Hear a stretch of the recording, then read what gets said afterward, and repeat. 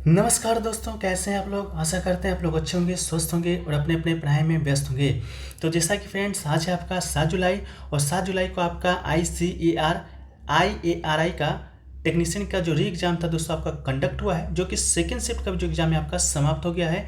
Second shift का जो timing था आपका 12:30 से 2 PM तक का था। ठीक है, तो चलिए आज की वीडियो में हम लोग देखेंगे कि 7 जुलाई सेकेंड शिफ्ट में आपके जीके जीएस साइंस और सोशल साइंस से क्या क्या प्रश्न पूछे गए हैं, किस लेवल के प्रश्न हैं जो कि पूछे गए हैं। ठीक है, प्रश्न को शुरू करने पहले दोस्तों इससे पहले आपको बता दें कि बहुत सारे प्रश्नों का कुछ डाउट था, उसको पहले हम लोग ले लेते हैं। पहला डाउट था आपका अटेंडेंस को लेकर कि आपका अटेंडेंस क्या रहा है। ठीक है, तो अटेंडेंस की बात करें दोस्तों तो एक नॉर्मल एग्जाम में मान के चलते हैं तो अटेंडेंस जो रहता है आपका वो आपका 50 to 55% जो कि अटेंडेंस रहता है नॉर्मली। ठीक है, किसी भी एग्जाम में। लेकिन ये एग्ज़ाम क्या हुआ है कि जो पिछला बार आपका जो एग्ज़ाम हुआ था वो हुआ था आपका यूपीएससी लेवल का। ठीक है, इसलिए आपका एग्ज़ाम है जो कि कैंसिल भी किया गया था। तो बहुत सारे स्टूडेंट को लगा कि फिर से एग्ज़ाम है जो कि इसी तरह से होगा, तो इस कारण है जो कि स्टूडेंट आपका थोड़ा सा घबरा गए और बहुत सारे स्टूडेंट जो कि एग्ज़ाम को अब्सेंट भी कर दिए हैं। तो अटेंडेंस जो रहा इस एग्ज़ाम का आज के फर्स्ट शिफ्ट का और सेकेंड शिफ्ट का वो दोस्तों आपका 30 से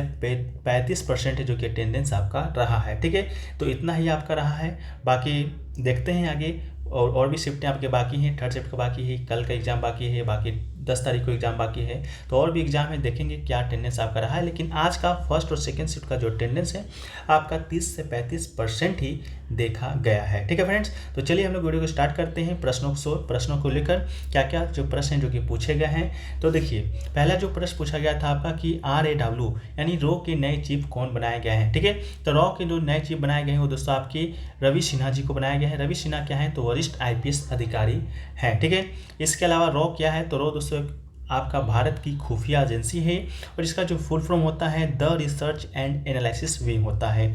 इसके गठन की बात करेंगे, इसका फाउंड कब किया गया है, इसका गठन किया गया है 21 सितंबर 1968 को। ठीक है, 21 सितंबर 1968 को इसका गठन किया गया है। और इसके जो हेड क्वार्टर है दोस्तों वो कहाँ पर पड़ते हैं तो इसके जो हेड क्वार्टर है वो दोस्तों आपका नई दिल्ली में पड़ता है। ठीक है, तो नई दिल्ली में इसका हेड क्वार्टर है। नए आपके चीफ बनाए गए हैं वरिष्ठ IPS अधिकारी रवि सिन्हा जी को। ठीक है, इससे पहले आपके सामंत गोयल, ठीक है, सामंत गोयल आपके रॉ के चीफ थे जो कि आपका 30 जून 2023 को इनका क्या हुआ है तो कार्यकाल खत्म हो गया था। उसके बाद से ही आपका क्या बनाया गया है रॉ के नए चीफ रवि सिन्हा जी को बनाया गए हैं। तो ये दोस्तों आपका 2023 का करंट अफेयर्स है। तो बहुत सारे प्रश्नों को डाउट में एक प्रश्न आपका ये भी पूछा गया था कि करंट अफेयर्स कहाँ से कहाँ रहे हैं। तो करंट अफेयर्स दोस्तों आपके पिछले 6 से 8 महीना का ही पूछा जा रहा है, जैसा कि ये करंट अफेयर्स आपका जून माह का है। ठीक है, चलिए नेक्स्ट प्रश्न पूछा गया था कि GNDU यूनिवर्सिटी 2021-22 में कौन सा ट्रॉफी है जो कि जीती थी। ठीक है,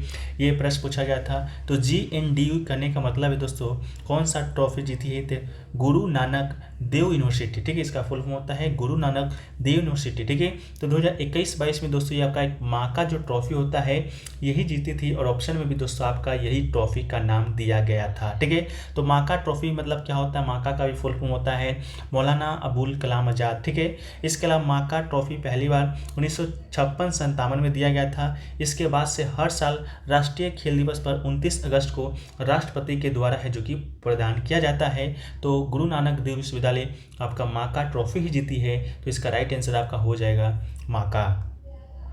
नेक्स्ट क्वेश्चन पूछा गया था कि विच मसल्स पुश फूड आउटवर्ड तो एक्सपेंसोरी मसल इसका क्या हो जाएगा, आपका राइट आंसर हो जाएगा एक्सपेंसोरी मसल। ठीक है, नेक्स्ट क्वेश्चन पूछा गया है संतोष ट्रॉफी 2022 से 23 है जो कि किसने जीता है। ठीक है, तो 2022-23 का जो संतोष जो ट्रॉफी आपका हुआ था वो दोस्तों आपका केरल ने जीता है। तो इसका जो राइट आंसर आपका पहले है तो हो जाएगा केरल हो जाएगा। अब बात कर लेते हैं संतोष ट्रॉफी के बारे में, तो ये किस खेल से संबंधित है।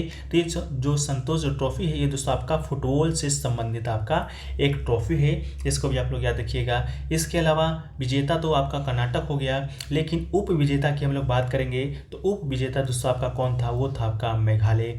इसके अलावा संतोष जो ट्रॉफी है पहली बार आपका खेला गया था 1941-42 में और उस समय जो विजेता बना था वो आपका पश्चिम बंगाल बना था पहली बार जब खेला गया था। तो ठीक है, इसके अलावा उप विजेता कौन बना था तो दिल्ली बना था, इसको भी आप याद रखिएगा।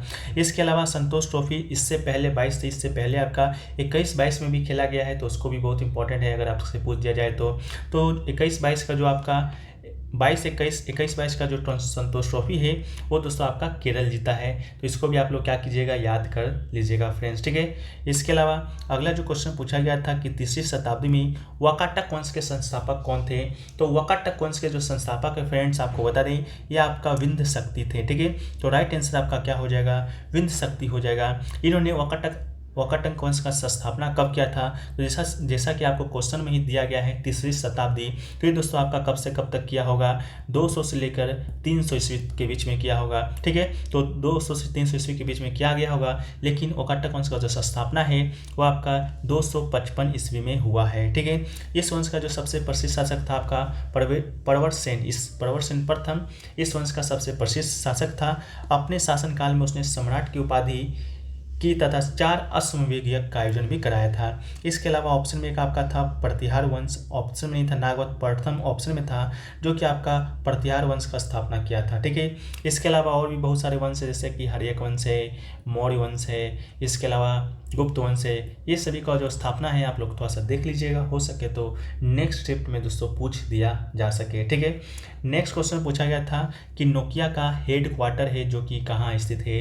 तो नोकिया का हेड क्वार्टर की बात करेंगे तो दोस्तों आपका फिनलैंड में स्थित है। तो इसका जो राइट आंसर आपका हो जाएगा, आपका फिनलैंड हो जाएगा, ठीक है। 1987 में पहली बार नोकिया ने अपना मोबाइल फ़ोन लॉन्च किया था मोविरा सिटी में 900, ठीक है। मोविरा सिटी में 900 का शॉर्ट फॉर्म आपका NMT 900 नेटवर्क के लिए पेश किया था, ठीक है।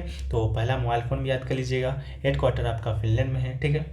नेक्स्ट क्वेश्चन पूछा गया था आपका खाने का सोडा का रासायनिक सूत्र क्या होता है।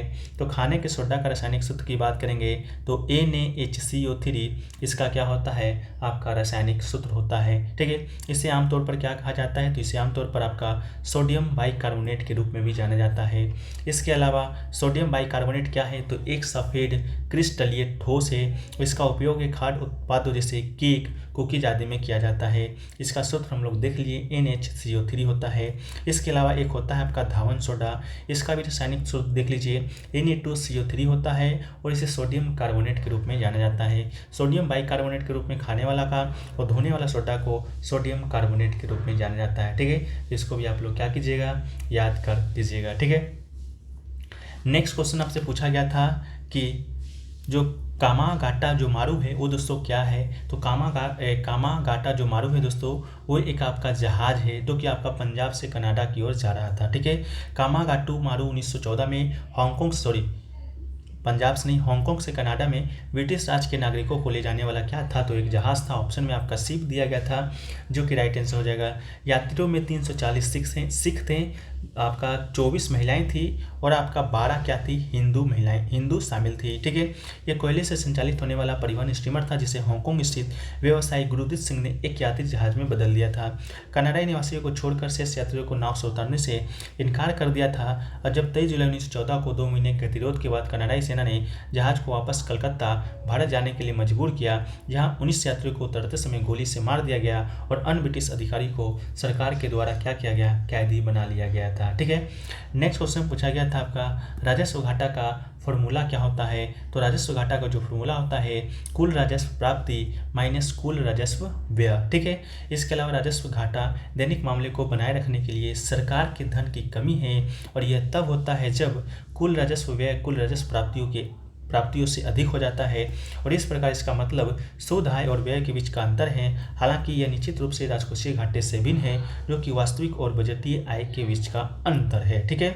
चलिए नेक्स्ट क्वेश्चन की ओर चलें। तो नेक्स्ट क्वेश्चन पूछा गया था आपका कि मुद्रा आपूर्ति के घटक कौन कौन से हैं। तो मुद्रा आपूर्ति के टोटल चार घटक हैं, M1, M2, M3 और M4, ठीक है। मुद्रा आपूर्ति के 4 मापक इस प्रकार हैं, कौन कौन हैं, M1 है, M2 है, M3 है और M4 हैं, जिन्हें भारतीय रिजर्व बैंक RBI के द्वारा 1977 में वर्गीकृत किया गया था। इस वर्गीकरण से पहले RBI ने पैसे की आपूर्ति का केवल एक माप प्रकाशित किया था जो था M, ठीक है। M1 ये पैसे की आपूर्ति का पहला मापक है जिसे नैरो मुद्रा के रूप में भी जाना जाता है। तो ये भी प्रश्न आपसे पूछा जा सकता है कि नैरो मुद्रा के रूप में किसे जाना जाता है।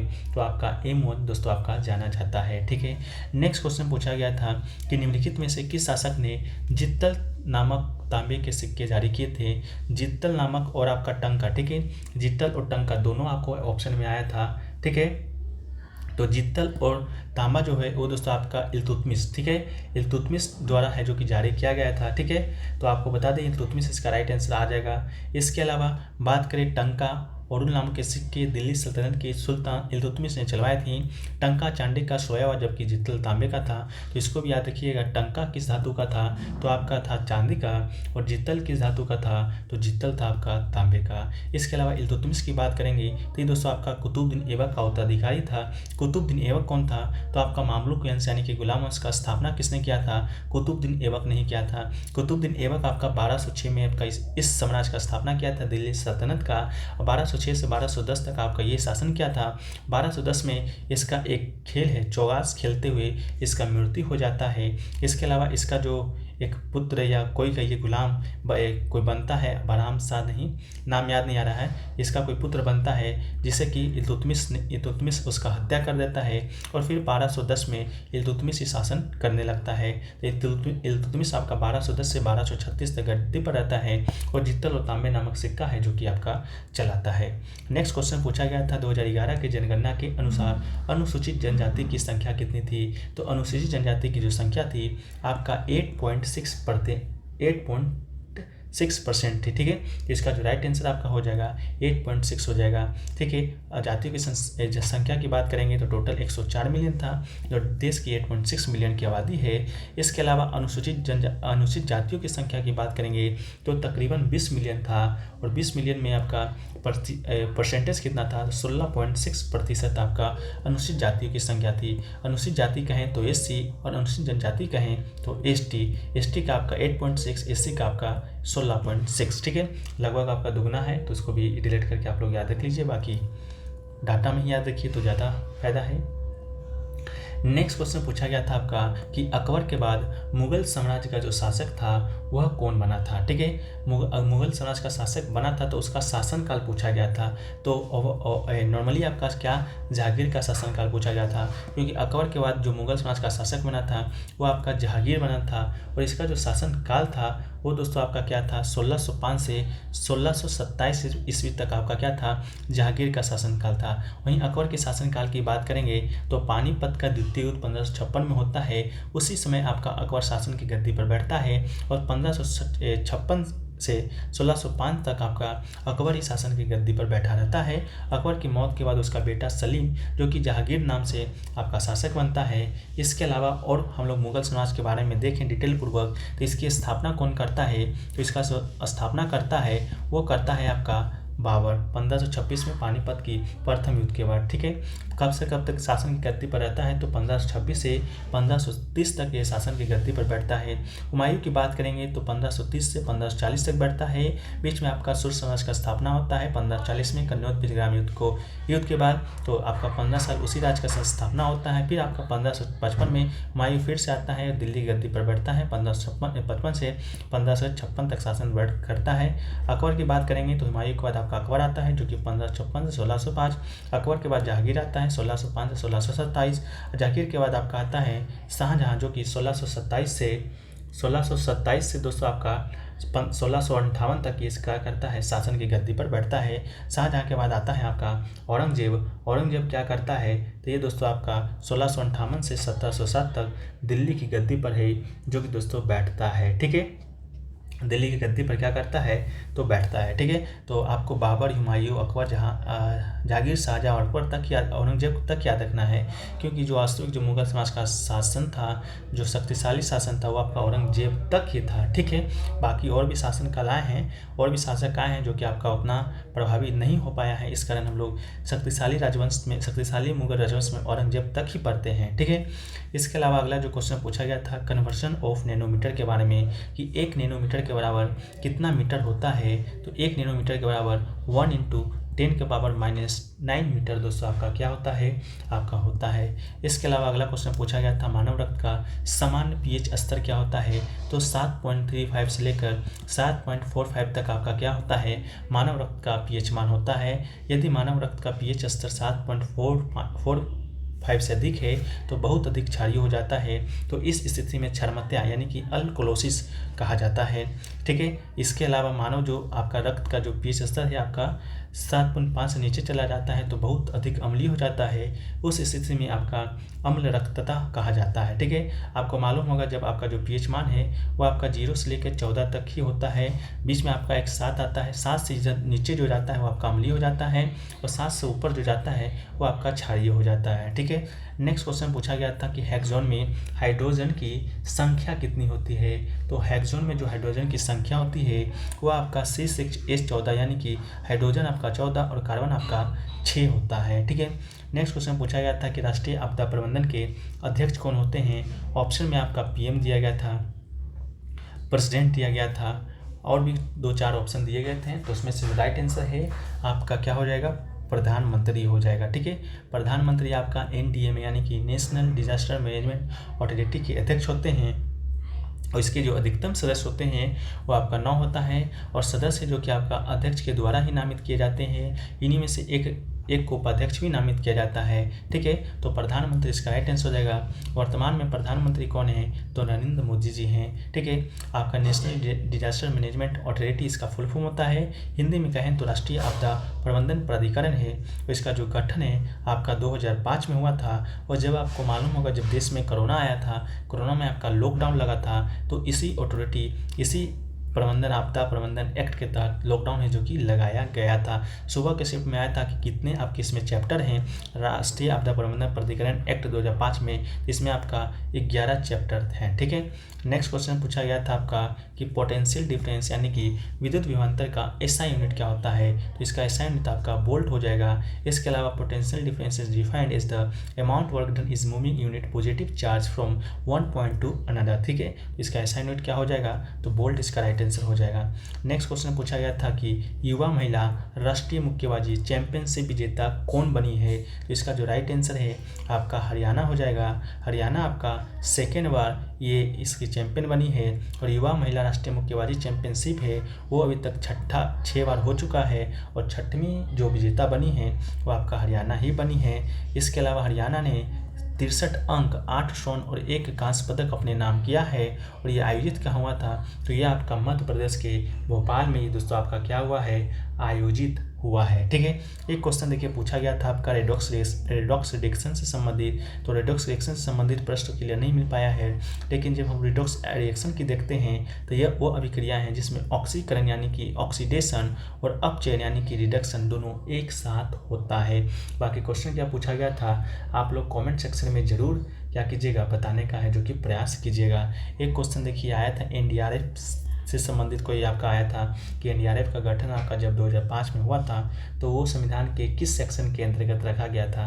क्या इस प्रकार का कोई क्वेश्चन था, अगर था तो आप लोग कमेंट सेक्शन में जो है जो कि ज़रूर बताने का प्रयास कीजिएगा। ठीक है, तो दोस्तों अभी तक इतने ही प्रश्न जो कि हाथ लगे हैं, बाकी और भी प्रश्न जैसे सजाएंगे आपको PDF में शामिल कर देंगे।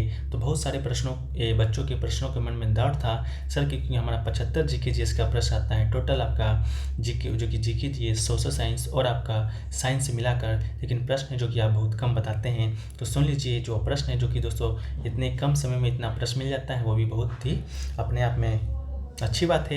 लेकिन आपसे हम वादा करते हैं कि जितने भी 75 जो प्रश्न आपसे पूछे गए हैं फर्स्ट शिफ्ट में, 75 सेकेंड शिफ्ट में, जितना से अधिक प्रश्न मुझे मिल पाएंगे हम रात को 9 से 10 बजे तक आपको PDF है जो कि प्रोवाइड करा देंगे, PDF में सारे प्रश्न। ठीक है, तो जब तक आप इतना से अनुमान लगा लीजिए कि पेपर आपका कैसा आया था, बाकी प्रश्न और भी आपको PDF में मिल जाएगा। जब तक इंतजार कीजिए, PDF टेलीग्राम पे मिलेगा, लिंक डिस्क्रिप्शन में दिया गया है, आप लोग जाकर वहाँ से ज्वाइन हो जाइएगा। ठीक है, हम लोग मिलते हैं फ्रेंड्स नेक्स्ट वीडियो में, थर्ड शिफ्ट के वीडियो में। जब तक के लिए जय हिंद, जय भारत, वंदे मातरम।